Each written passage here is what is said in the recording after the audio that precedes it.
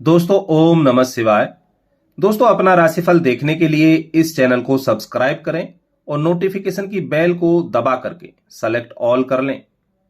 तो कन्या राशि वालों हो जाओ तैयार, क्योंकि अगले 7 दिन आपके लिए बेहद खास होंगे। हम बात कर रहे हैं 1 जुलाई से 7 जुलाई 2023 के कन्या राशिफल के बारे में। इन 7 दिनों में कौन से महत्वपूर्ण योग बनेंगे, कौन ग्रह किस भाव में होगा और किस भाव पर दृष्टि डालेगा। तो ऐसे में आपके व्यापार, व्यवसाय, नौकरी, शिक्षा, स्वास्थ्य, पारिवारिक जीवन, प्रेम जीवन और दाम्पत्य जीवन पर क्या प्रभाव दिखाई देगा, जानेंगे सभी बातों के बारे में। सप्ताह की शुरुआत शनि प्रदोष व्रत से होगी, यानी 1 जुलाई को शनि प्रदोष व्रत होगा शुक्ल पक्ष का, जो कि भगवान शिव को समर्पित होता है। और ऐसे में भगवान शिव के साथ साथ शनि की पूजा करने से शनि के शुभ प्रभावों में बढ़ोतरी होती है और भगवान शिव का आशीर्वाद प्राप्त होता है। और वैसे भी वर्तमान में भगवान शिव के हाथों में सृष्टि की कमान है। तो ऐसे में भगवान शिव की कृपा पाने के लिए कमेंट बॉक्स में ओम नमः शिवाय जरूर लिखें। और इसी दिन यानी 1 जुलाई को मंगलदेव कर्क राशि से निकलकर सिंह राशि में गोचर कर जाएंगे। आपके 12वें भाव में सक्रिय अवस्था में होंगे। ज्योतिष में नवग्रहों में मंगल को योद्धा सेनानायक का दर्जा दिया गया है। इन्हें स्वभाव से उग्र माना गया है और ये साहस, पराक्रम और ऊर्जा के कारक हैं। उग्र ग्रह हैं जो सिद्धांतों और प्रशासन से जुड़े कार्यों का प्रतिनिधित्व करते हैं। मंगल आपके 3रे और 8वें भाव के स्वामी हैं और 12वें भाव में सक्रिय अवस्था में है। तो यहां मंगल आपके जीवन में कुछ परेशानियां, कुछ बाधाओं को देने का कार्य करेंगे। इस दौरान खुशी के पल बहुत कम देखने को मिलेंगे। साथ ही जातकों को अपनी सेहत का विशेष ध्यान रखना होगा। जीवन के सबसे महत्वपूर्ण पहलुओं में से यह समय एक होगा। कन्या राशि के लिए यह समय ज्यादा अच्छा नहीं होगा, क्योंकि जातकों को नौकरी के मुश्किल परिस्थितियों से दो चार होना पड़ सकता है। इस दौरान आपको अपनी मेहनत का पूरा परिणाम प्राप्त नहीं होगा, जिससे आपका मन परेशान हो सकता है। तो ऐसे में धैर्य रखें, शांति रखें। मंगल का यह गोचर व्यापार में प्रतिद्वंदियों से कड़ी टक्कर देने का कार्य करेगा। हालांकि लाभ कमाने के अवसर प्राप्त होंगे, लेकिन मेहनत अधिक करनी होगी। इस दौरान कोई भी फैसला जल्दबाजी में ना लें, सोच समझ कर लें। साथ ही अपने खर्चों पर और स्वास्थ्य पर विशेष ध्यान रखें। 3 जुलाई को गुरु पूर्णिमा होगी और 4 जुलाई को त्रिपुष्कर योग में सावन की शुरुआत होगी, जो कि भगवान शिव का प्रिय महीना है। तो ऐसे में भगवान शिव की कृपा दृष्टि आप पर बनी होगी। 5 जुलाई को गज केसरी योग बनेगा। ऐसे में किए गए कार्य सिद्ध होंगे और अच्छा फल देने वाले होंगे। धन प्राप्ति के योग बनेंगे। मां लक्ष्मी की कृपा दृष्टि आप पर बनी होगी। 6 जुलाई को संकष्टी चतुर्थी होगी, जो कि भगवान गणेश को समर्पित होती है। भगवान गणेश को विघ्नहर्ता कहा जाता है, यानी जो विघ्न परेशानियों को हर ले।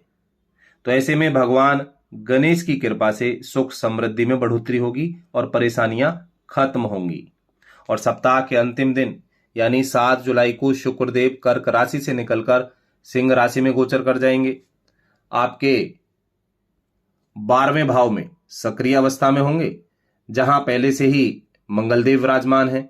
यानी आपके 12वें भाव में शुक्र और मंगल की युति होगी। और शुक्र दूसरे और 9वें भाव के स्वामी हैं। और शुक्र का यह गोचर आपके विदेशी संपर्कों में बढ़ोतरी करेगा। जो लोग विदेशी व्यापार से जुड़े हुए हैं, विदेशी कंपनियों में कार्य कर रहे हैं, उन्हें अच्छे लाभ की प्राप्ति होगी और यह समय आपको अच्छा लाभ देने वाला होगा। इस दौरान आपकी इच्छा पूरी होने के योग बनेंगे। नौकरी के सिलसिले में बाहर जाने का मौका मिलेगा। दूसरे राज्यों की यात्रा पर भी जाने के योग बनेंगे। खर्चों में भी बढ़ोतरी होगी, लेकिन इनसे आपके सुख सुविधाओं में बढ़ोतरी होगी। आप अपनी जरूरत के अलावा अपने शौक पूरे करने के लिए कुछ बड़े खर्चे भी करेंगे। धार्मिक कार्यों में भी आपका खर्चा होगा। लेकिन यहां आपके पारिवारिक रिश्तों में मिठास। बात करें चंद्रमा की स्थिति के बारे में, तो सप्ताह की शुरुआत में चंद्रमा आपके तृतीय भाव में गोचर करते हुए चतुर्थ, पंचम और षष्ठम भाव तक गोचर करेगा। यानी सप्ताह में 4 भावों में संचरण करेगा। जब चंद्रमा आपके तृतीय भाव में होगा तो रवि योग का निर्माण होगा और भगवान शिव का प्रिय दिन प्रदोष व्रत होगा और शनिवार का दिन होगा। तो ऐसे में भगवान शिव के साथ साथ शनि की भी कृपा दृष्टि आप पर बनेगी। शनि आपके छठे भाव में वक्री अवस्था में है और छठे भाव से 12वें भाव पर दृष्टि डाल रहे हैं। तो ऐसे में आपके ऊपर कार्य का बोझ ज्यादा होगा, कठिन परिश्रम करना होगा। साथ ही आपको अपने व्यवसाय में प्रतिद्वंदियों से स्पर्धा करनी पड़ेगी, जिसमें आप अपने प्रयासों में सफल होंगे। साथ ही इस दौरान आपके शत्रु यानी आपके विरोधी सक्रिय होंगे, तो उनसे भी सतर्क रहना होगा और अपने स्वास्थ्य पर ध्यान रखना होगा। ऐसे में तृतीय भाव में स्थित चंद्रमा की स्थिति आपके साहस और पराक्रम में वृद्धि करेगी। भाई बहनों का, परिवार का पूरा सपोर्ट आपको मिलेगा और किसी छोटी यात्रा पर जाने के योग बनेंगे। भाग्य का पूरा साथ मिलेगा। मित्रों का भी सहयोग मिलेगा। धर्म कर्म के कार्यों में आपकी रुचि होगी। जब चंद्रमा आपके चतुर्थ भाव में होगा तो पारिवारिक सुख में वृद्धि होगी। माता का भी पूरा सहयोग आपको प्राप्त होगा। वाहन सुख प्राप्त होगा। भूमि भवन आदि में निवेश करने से अच्छे लाभ की प्राप्ति होगी। कैरियर ऊंचाइयों पर होगा। व्यापार व्यवसाय में उन्नति के अच्छे अवसर प्राप्त होंगे और आपकी सेविंग में भी बढ़ोतरी होगी। लाभ के अच्छे अवसर आपको मिलेंगे। एक से अधिक माध्यमों से लाभ की प्राप्ति के योग बनेंगे। समय काफी अनुकूल होगा। और जब चंद्रमा आपके पंचम भाव में होगा तो प्रेम संबंध मजबूत होंगे। आपके ज्ञान में वृद्धि होगी। आपकी सूझबूझ से आप अपने कार्य क्षेत्र में अच्छे परिणाम प्राप्त करेंगे। आप अपने लक्ष्य के प्रति केंद्रित नजर आएंगे और संतान की ओर से कोई सुखद समाचार प्राप्त होगा। लाभ के अच्छे अवसर आपको मिलेंगे। समाज में मान सम्मान बढ़ेगा। कार्य क्षेत्र का दायरा भी बढ़ेगा। आपका रुतबा भी बढ़ेगा। एक अच्छी पहचान बनेगी। तो आप काफी प्रसन्न नजर आएंगे। और जब चंद्रमा पंचम भाव में होगा तो त्रिपुष्कर योग का निर्माण होगा। तो ऐसे में किए गए कार्यों का 3 गुना फल प्राप्त होगा। इस दौरान धार्मिक यात्रा करना, बड़े सौदे करना बड़ा शुभ फलदायी माना जाएगा। चंद्रमा जब आपके षष्ठम भाव में होगा यानी सप्ताह के अंत में, तो आपको काम का बोझ ज्यादा होगा। साथ ही आपके शत्रु, आपके विरोधी भी सक्रिय होंगे और यहां आपको अपने विरोधियों के साथ साथ आपके स्वास्थ्य पर भी ध्यान रखना होगा। इस दौरान जो लोग अंतर्राष्ट्रीय कंपनियों में कार्यरत हैं, आयात निर्यात के कार्य से जुड़े हैं, उन्हें अच्छे लाभ की प्राप्ति होगी।